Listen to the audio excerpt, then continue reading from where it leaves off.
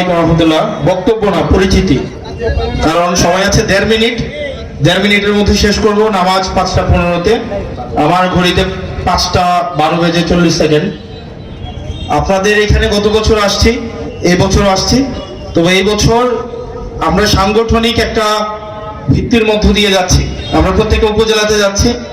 এতক্ষণ পর্যন্ত বাংলাদেশে বিদ্যমান সমস্যা নিয়ে কথা হয়েছে। এই সমস্যা এগুলো থাকবে, এগুলো আছে, ছিল, কিন্তু ভবিষ্যতে থাকবে না। তখন থাকবে না যখন আমরা আমাদের অধিকারটা বুঝে নেওয়ার সাথে সাথে আমরা আমাদের কর্তব্যটাও যখন যথাযথভাবে পালন করব, তখন আর এই জিনিসগুলো থাকবে না।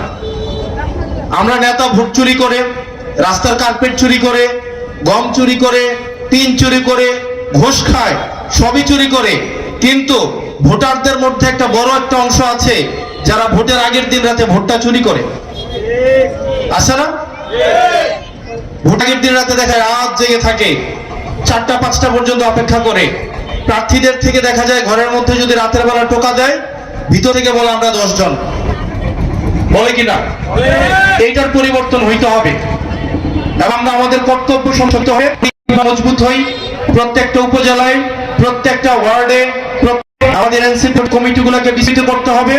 একই সাথে এই নড়াইল থেকে আপনারা জানেন বাংলাদেশ সুলতানি আন্দোলন থেকে এই কাজ করে যাচ্ছে। আমরা ডিমিকে আমাদের জায়গা থেকে সাংগঠনিক এবং সার্বক্ষণিক আমাদের সব ধরনের সহায়তা দিব, যাতে করে তরুণ নেতৃত্ব উঠে আসতে পারে এবং আমাদের প্রত্যাশিত বাজে উঠতে পারে। আমাদের আর 30 সেকেন্ড আছে। আপনারা থাকবেন, সুস্থ থাকবেন। আপনাদের সাথে দেখা হবে। আসসালামু আলাইকুম ওয়া রাহমাতুল্লাহি ওয়া বারাকাতুহু।